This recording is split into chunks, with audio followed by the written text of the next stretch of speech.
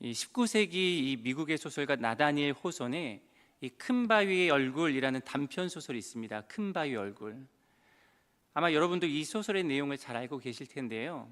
이런 내용입니다. 어느 한 마을에 사람 얼굴 형상을 한 큰 바위가 있었습니다.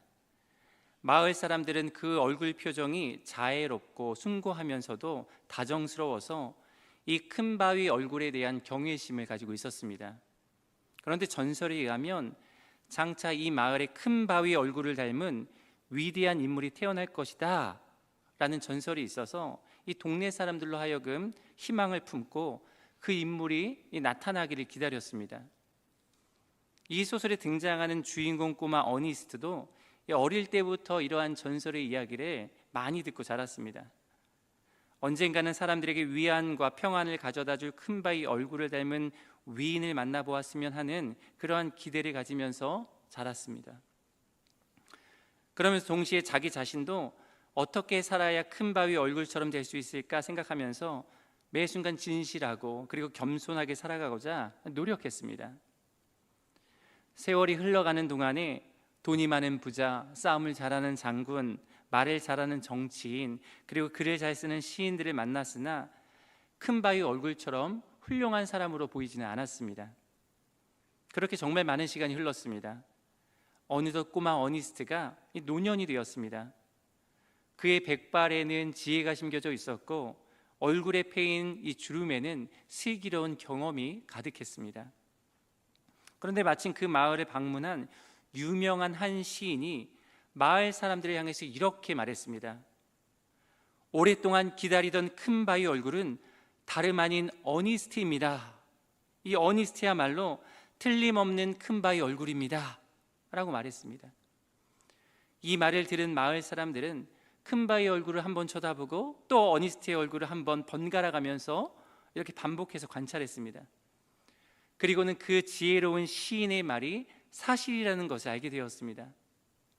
오래전부터 내려왔던 예언이 실현되었던 것입니다. 그러나 이 어니스트는 집으로 돌아가면서 자기보다 더 현명하고 착한 사람이 큰 바위 얼굴과 같은 용모를 가지고 빨리 나타나기를 기원했다라는 내용이 이 단편 소설의 줄거리입니다.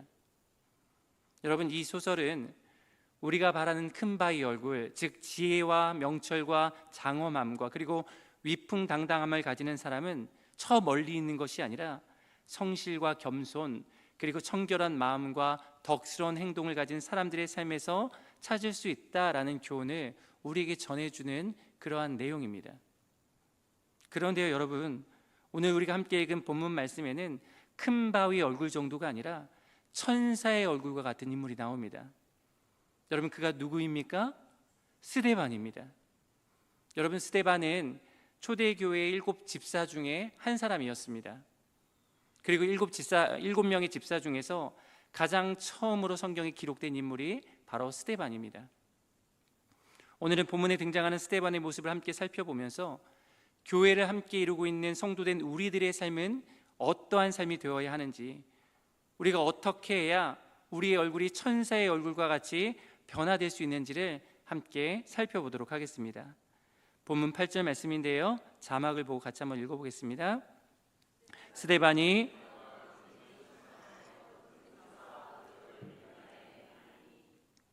여러분, 성경에는 우리가 그 이름을 다 기억하지 못할 정도로 수많은 인물들이 등장합니다. 그런데 그렇게 많은 성경 인물들 가운데서 이 스데반처럼 일관되게 칭찬 일색으로 기록된 인물은 찾기가 쉽지가 않습니다. 성경은 스데반에 대해서 3절 말씀에서는요, 성령과 지혜가 충만하여 칭찬받는 사람이다 라고 했고요, 이어지는 5절 말씀에서는 믿음과 성령이 충만한 사람이다 라고 했습니다. 그리고 오늘 본문 8절 말씀에서는 뭐라고 이야기합니까? 은혜와 권능이 충만한 사람이다 라고 묘사하고 있습니다. 여러분, 이 중에 한 가지 표현으로만 묘사해도 그 인물이 얼마나 신앙적으로 신실하고 진실하며 하나님 앞에서 인정받는 사람인지를 우리가 알 수 있지 않습니까? 그런데 사도행전의 기록자인 누가는 이 짧은 본문 안에서 반복적으로 그가 얼마나 성령의 사람인지, 그리고 그가 얼마나 하나님께 붙잡혀 살아가는 인생인지 정말 그가 사용할 수 있는 모든 수식어를 다 동원해서 스데반에 대해서 지금 묘사하고 있는 것입니다. 그런데 여러분, 이것이 바로 교회입니다. 뭐라고요? 교회입니다. 여러분, 되게 교회라고 하면 여러분 무엇부터 떠올리십니까? 이 예배당 건물부터 생각합니다. 이 대길교회 하면 신길일동 동사무소 옆에 자리한 2017년도에 건립된 이 비전센터 건물부터 지칭합니다. 그런데 여러분, 이 건물은 예배당이지 이 건물 자체가 교회가 아닙니다. 여러분, 그렇다면 교회는 무엇입니까? 교회는 성령과 지혜가 충만한 사람입니다. 교회는 건물이 아니라는 겁니다. 교회는 믿음과 성령이 충만한 사람들입니다. 어떤 제도나 사회의 조직이 아니라는 겁니다. 여러분, 교회는 은혜와 권능이 충만한 사람들입니다. 장로교니, 감리교니, 침례교니 하는 교파와 교단이 교회가 아니라는 겁니다. 여러분, 교회는요, 성령과 지혜와 믿음과 은혜와 권능이 충만한 사람들의 모임인 줄 여러분 꼭 믿으시길 바랍니다. 여러분, 하나님께서는요, 우리를 교회로 부르셨습니다. 여러분 믿으십니까? 우리를 교인 삼기 위해서 부르신 것이 아니라 교회로 세우시기 위해서 독생성자 예수 그리스도의 피도 아낌없이 흘리게 하셨습니다. 그러므로 사랑하는 성도 여러분, 여러분 각자가 교회 될 수 있기를 축복합니다. 여러분, 우리 한 사람 한 사람이 교회 될 때 우리가 함께 모여 이루는 이 믿음의 공동체가 하나님 마음에 합한 교회, 예수님께서 기뻐하시는 교회, 그리고 성령님께서 이끌어 가시는 교회가 될 수 있는 줄 믿습니다. 여러분, 그렇다면 우리가 교회다운 교회 되기 위해서는 어떻게 해야 할까요? 교회다운 교회 되기 위해서 의리의리한 건물을 짓고 십자가 종탑을 높게 세워야 할까요? 아니면 예배당 안에 번쩍번쩍한 의자와 강대상, 그리고 악기와 방송 시스템, 화려한 조명을 짱짱하게 채워 놓으면 그것이 교회다운 교회가 되는 것입니까? 안타깝게도 지금까지 한국 교회가 이러한 방향을 꾸준하게 추구해 왔습니다. 크고 넓은 예배당을 건축하고 사람들을 그 안에 충만하게 채워 넣기를 원했습니다. 교회 운영을 위한 물질이 충만하기를 기대했습니다. 교회 시스템을 완벽하게 할 이런저런 프로그램들이 충만하기를 열망했습니다. 여러분, 그랬더니 지금 한국 교회의 모습, 현실이 어떠합니까? 안타깝게도 세상과 다를 바가 별로 없습니다. 세상과 다를 바가 없으니 맛을 잃은 소금이 되어버렸습니다. 어디 가서 교회를 다닌다고 해도 사람들이 경외심을 갖지 않습니다. 교회를 다니는 사람이나 다니지 않는 사람이나 거기서 거기라며 무시하고 조롱하는 지경에까지 이르렀습니다. 그것이 사실입니다. 여러분, 물론 성도들이 함께 모여 예배하는 예배당이 필요하고요, 교회를 운영하는 물질도 필요합니다. 성도들을 양육하고 훈련하는 시스템이나 프로그램, 다양한 사역들도 마땅히 있어야 합니다. 그러나 여러분, 교회의 본질은 건물이나 물질이나 어떤 프로그램이나 사역이 아닙니다. 교회는 성령이 충만하고 지혜가 충만하고 믿음이 충만하고 은혜와 권능이 충만한 사람, 여러분 그 사람이 바로 교회입니다. 그런 사람들이 함께 모여있는 공동체가 바로 우리 예수님을 머리로 하는 교회인 것입니다. 한국교회 초창기를 한번 생각해 보시기 바랍니다. 한국교회 초창기에는요, 이 화려한 예배당 건물이 없었습니다. 낡고 허름한 초가집에서 성도들이 모여서 교회를 이루었고 하나님을 예배했습니다. 우리 대길교회도 처음에는 이 허름한 천막교회로 시작했습니다. 그 당시 대부분의 교회가 그렇게 어렵고 힘들게 모였습니다. 물질도 넉넉하지 못했습니다. 예배당에 의자가 없어서 차갑고 딱딱한 마룻바닥에서 몇 시간이고 찬양하고 말씀 듣고 엎드려 기도했습니다. 여러분, 설교자들을 위한 이러한 강대상이 어디에 있었겠습니까? 그저 볼품없는 탁자 하나 놓고 말씀을 전하기도 했습니다. 그러나 한국교회 초창기 성도들은 믿음과 성령이 충만했습니다. 지혜와 은혜, 그리고 하나님의 권능으로 충만했습니다. 여러분, 이것이 바로 교회의 본질인 줄 믿으시길 바랍니다. 우리 대길교회 모든 성도님들이 성령이 충만하고 지혜가 충만하고 믿음이 충만하고 이 정도면 아멘이 나오셔야 되는데요. 다시 할까요? 우리 대길교회 모든 성도님들이 성령이 충만하고 지혜가 충만하고 믿음이 충만하고 은혜가 충만하고 하나님의 권능으로 충만하여 이 마지막 때의 교회다운 교회로 하나님의 마음을 시원케 해드릴 수 있기를 간절히 소망합니다. 여러분, 그렇다면 우리가 어떻게 이러한 하나님의 충만한 삶을 누릴 수 있을까요? 여러분에게 한 가지 질문해 보겠습니다. 여러분, 오순절 성령 강림이 언제 이루어졌습니까? 제자들이 무엇을 하고 있을 때에 성령께서 그들 가운데 임재하시고 강림하셨습니까? 맞습니다. 주님께서 약속하신 성령을 받기 위해 그냥 우두커니에 앉아서 가만히 기다리지 않았습니다. 아무것도 안 하고 그저 나무에서 감이 떨어지기만을 그들이 바라본 것도 아닙니다. 제자들은 간절히 기도하면서 성령을 기다렸습니다. 사도행전 1장 14절 말씀 같이 한번 읽어보겠습니다. 여자들과 예수의 어머니 마리아와 예수의 아우들과 더불어 마음을 같이하여 오로지 무엇에 힘썼다고요? 기도에 힘썼습니다. 사랑하는 성도 여러분, 여러분도 하나님의 영으로 하나님의 지혜와 권능으로 은혜로 충만하길 원하십니까? 여러분 원하십니까? 그렇다면 하나님의 충만이 우리 안에 가득하기를 간절히 바라고 간절히 기도하시길 바랍니다. 가난한 심령으로 그리고 목마른 마음으로 찾고 구하시길 바랍니다. 여러분, 우리가 하나님으로 충만하지기를 구하고 찾고 두드릴 때에, 그 문을 두드릴 때에 가물어 메마른 땅에 단비를 내려주시는 것처럼 우리 하나님께서 성령의 단비를, 성령의 충만함을 하늘의 문을 열고 우리 가운데에 내려주실 줄 믿습니다. 여러분, 기도하는 둥 마는 둥이 아닙니다. 뜨뜻미지근하게 하는 기도가 아닙니다. 여러분, 기도가 깊어져야 합니다. 간절한 마음을 가지고 우리가 기도해야 합니다.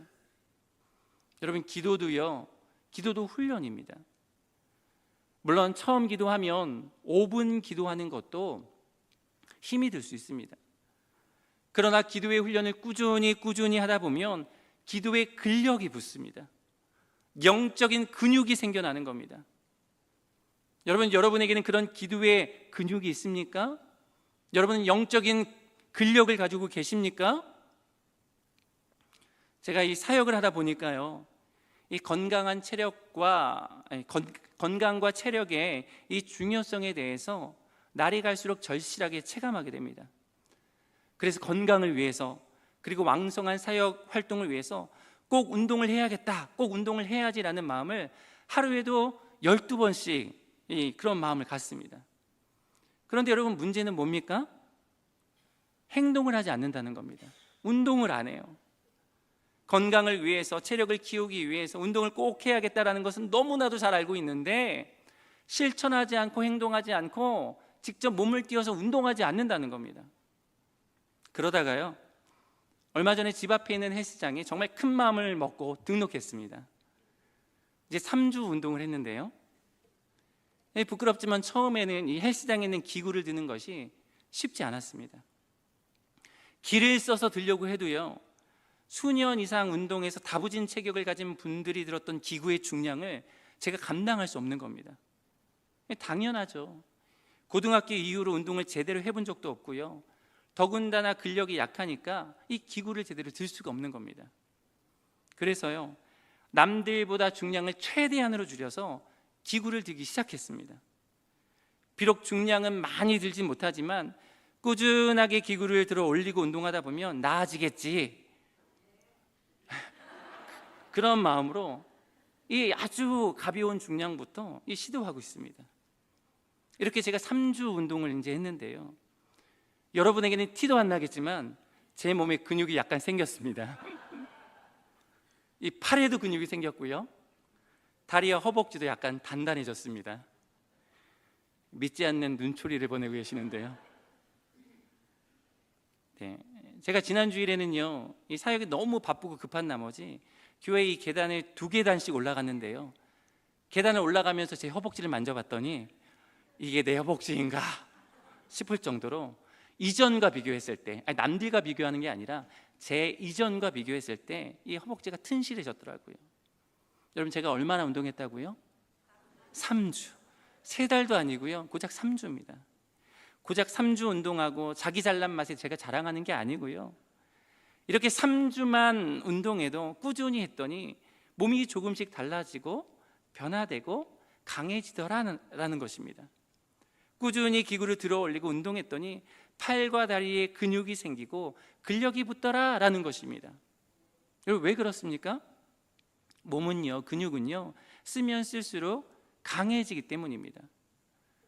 영적인 원리도 마찬가지입니다.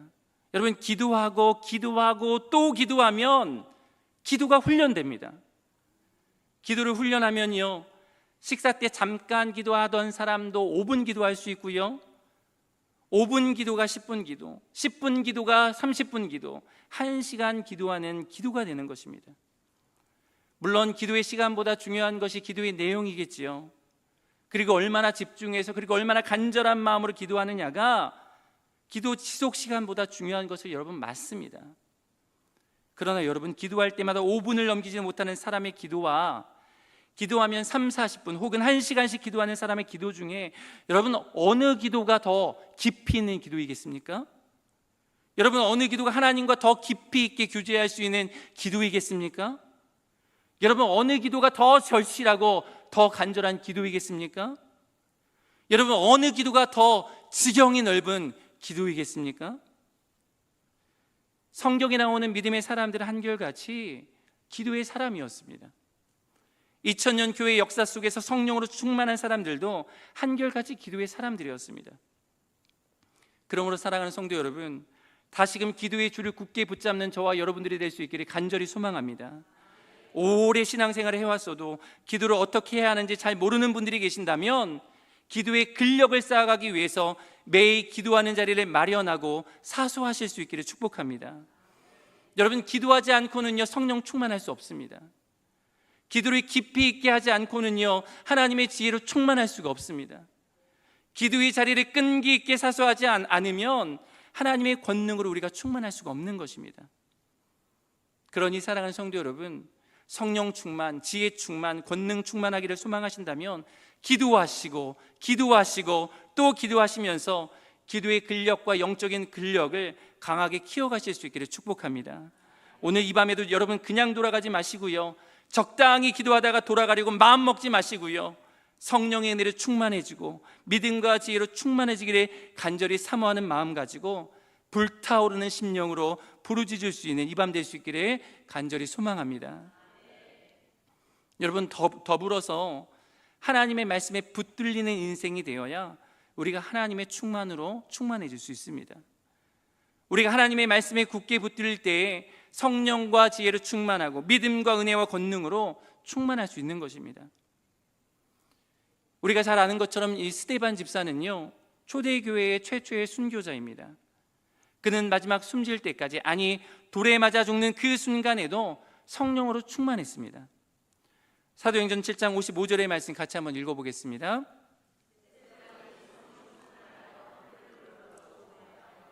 하나님의 영광과 예수께서 하나님 우편에 서신 것을 보고. 여러분, 어떻게 그가 이처럼 마지막 순간에도 죽음 앞에서도 성령 충만할 수 있었을까요?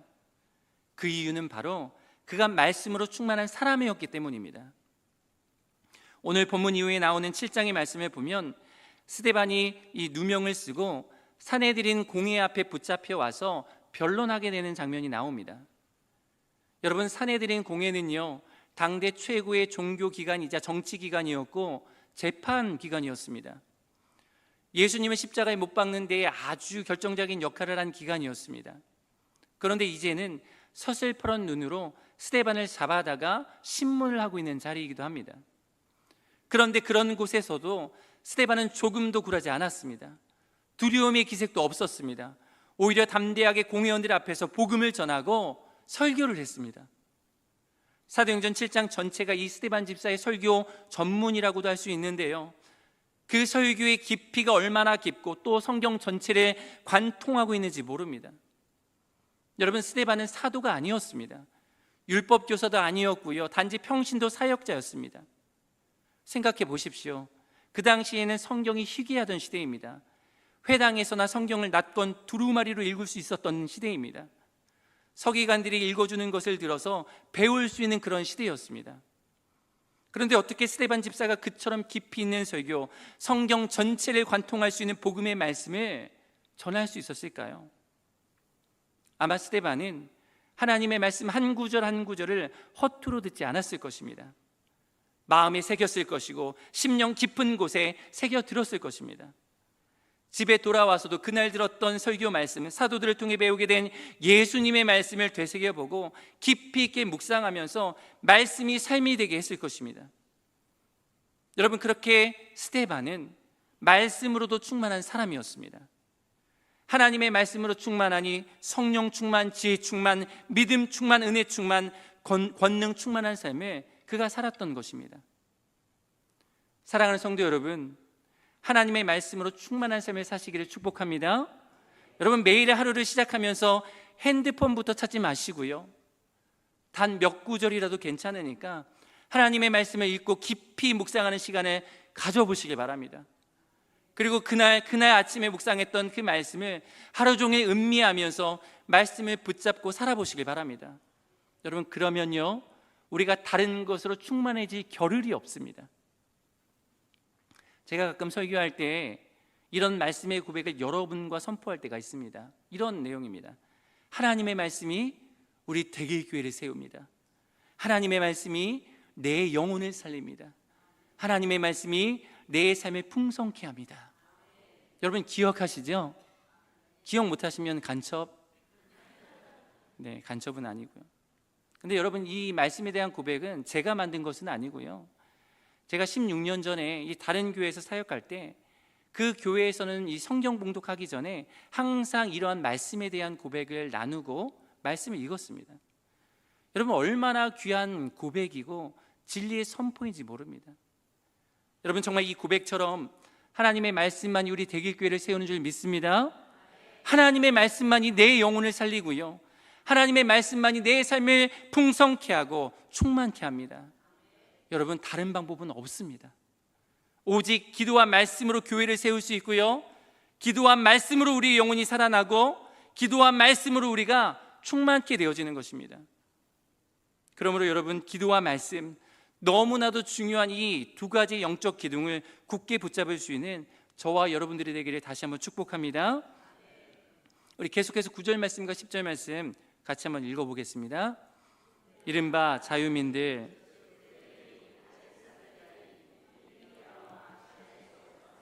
회당에서 어떤 자들이 일어나 스데반과 더불어 논쟁할세, 스데반이 지혜와 성령으로 말하며 그들이 능히 당하지 못하여. 여러분, 스데반 집사를 포함한 이 7집사가 세워졌던 이유와 목적이 무엇이었습니까? 이 헬라파 과부들이 매일의 구제에서 제외되고 빠지다 보니까 헬라파 유대인들의 원망이 많아졌기 때문입니다. 그래서 사도들을 도와서 구제 업무와 행정 업무를 좀 더 효율적이고 그리고 효과적으로 감당하기 위해서 이 7집사를 안수해서 세웠습니다. 여러분, 그렇다면 이 스데반 집사도 구제 업무나 행정 업무, 회계나 재정과 같은 업무에 전무하고 힘을 기울여야 하지 않겠습니까? 그런데 여러분, 성경은 이상할이 많지 7집사가 세워진 이후에 이들이 구제 업무를 어떻게 감당했다, 행정과 회계 재정 업무를 어떻게 처리했다라는 등의 내용을 전혀 다루지 않습니다. 오히려 오늘 본문에 이어 7장까지는 스데반 집사의 전도 활동, 이 8장에서는 7집사 중에 또 다른 한 사람인 빌립의 복음 전파의 내용을 계속 이어서 다루고 있습니다. 여러분, 게다가 지금 스데반은 어디에 가 있습니까? 자유인들, 즉 구레네인, 알렉산드리아인, 길리기아와 아시아에서 온 사람들의 회당에 가 있습니다. 여러분, 여기서 앞에 나오는 구레네, 알렉산드리아는 당시 북아프리카의 대도시였습니다. 그리고 길리기아와 아시아는 지금의 터키 지역에 있던 도시들입니다.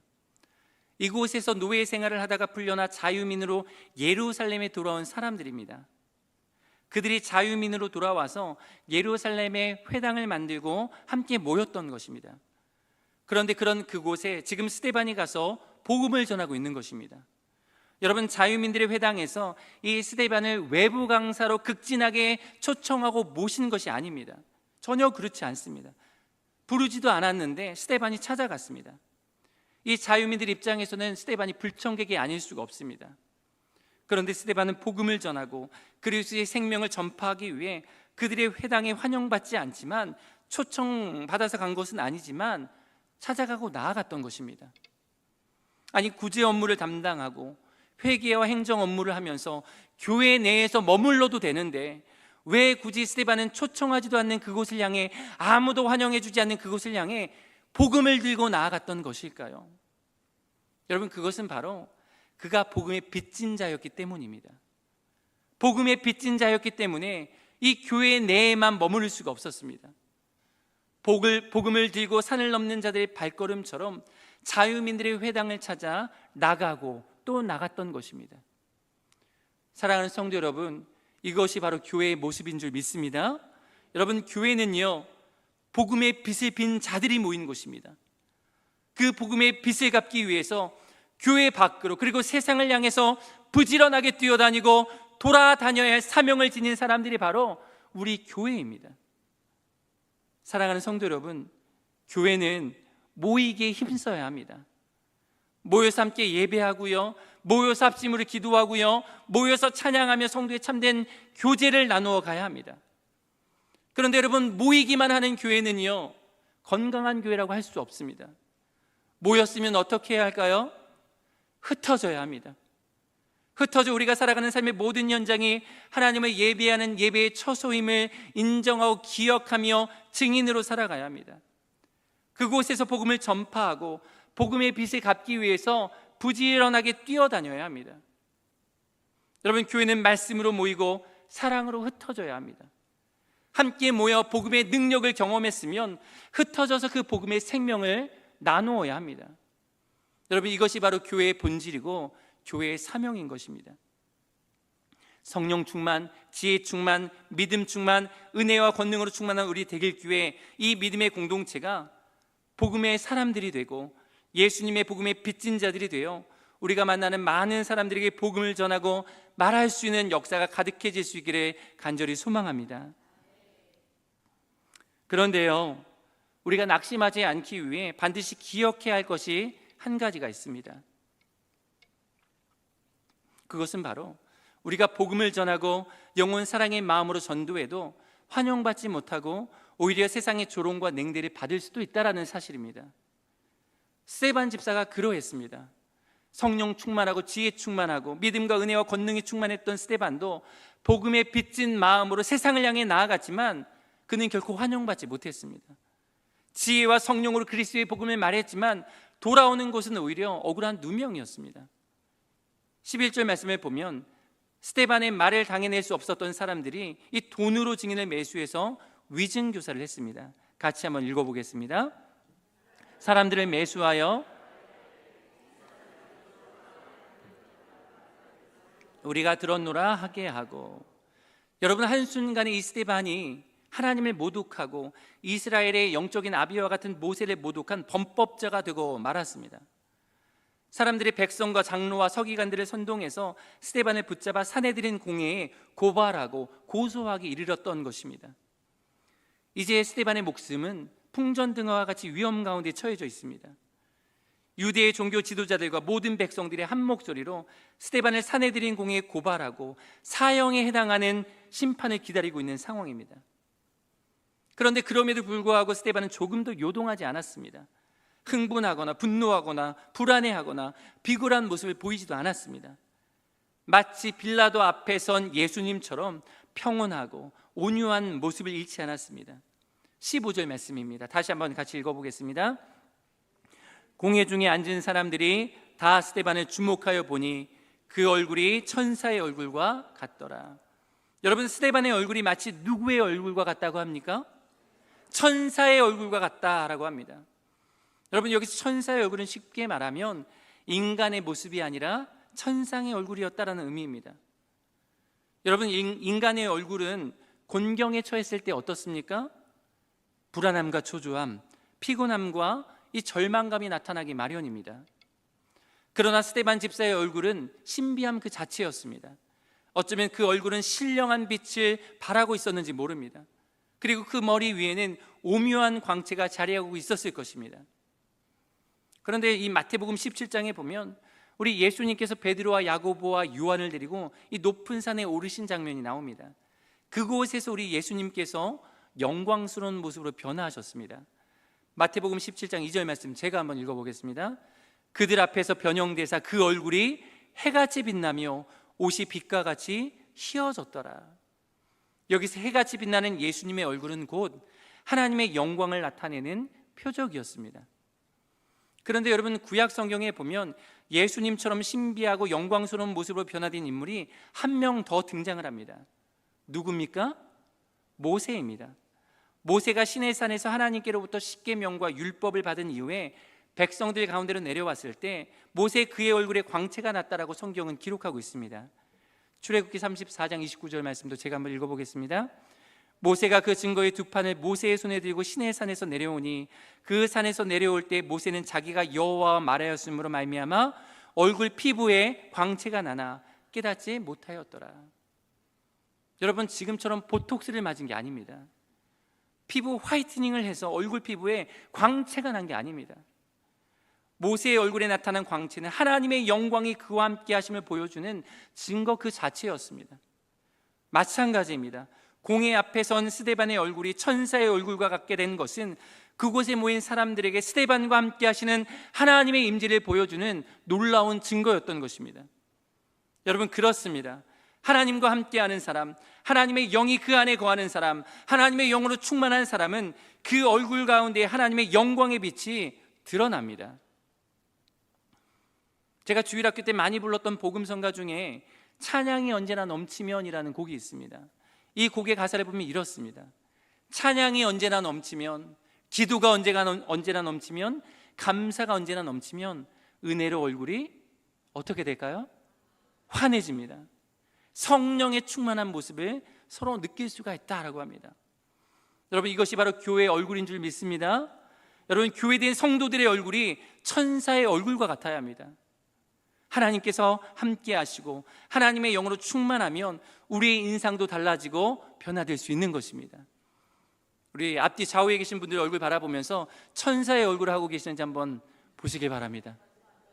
여러분 어떻습니까? 천사의 얼굴을 하고 계십니까? 여러분, 걱정과 근심과 염려가 가득한 인상도 하나님으로 충만해지면 기쁨과 평안이 가득한 얼굴로 달라질 수 있는 것입니다. 여러분, 저와 여러분들의 얼굴이 성령으로 충만해서 은혜로 환히 밝아질 수 있기를 축복합니다. 하나님의 지혜와 권능으로 충만해서 우리의 얼굴이 하늘의 그 어떤 별들보다도 더 밝게 빛나는 얼굴이 될 수 있기를 다시 한번 축복합니다. 찬송가 452장에 보면 내 모든 소원 기도의 제목이라는 제목의 찬송이 있습니다. 내 모든 소원 기도의 제목, 예수님 닮기 원함이라. 예수의 형상 나 입기 위해 세상의 보아 아끼지 않네. 예수님 닮기 내가 원하네. 날 구속하신 예수님을 내 마음속에 지금 오사 주님의 형상 인치소서. 여러분, 이 찬송가의 가사처럼 우리의 모든 소원 기도의 제목이 오직 예수님 닮아가는 삶이 될 수 있기를 소망합니다. 예수님 닮기 간절히 원하고 바라고 소망하면, 우리가 그러한 마음으로 살아가면 여러분, 천사의 얼굴이 아니라 예수님의 형상이 우리들의 얼굴 가운데 나타나게 될 것입니다. 해같이 빛나는 얼굴, 광채가 나는 얼굴, 천사의 얼굴과 같은 스데반의 얼굴이 우리 성도님들의 모든 얼굴이 되어질 수 있기를 주님의 이름으로 축복합니다. 여러분, 이러한 얼굴이 이 땅의 모든 교회의 얼굴이 되어질 수 있기를 간절히 소망합니다. 여러분, 은혜가 충만하고 권능으로 충만한 교회, 말씀으로 모이고 사랑으로 흩어지는 교회, 천사의 얼굴, 예수님의 형상을 본받아가는 교회, 여러분, 여기에 모인 우리 모두가 그런 교회로 살아갈 수 있기를 주님의 이름으로 축원합니다.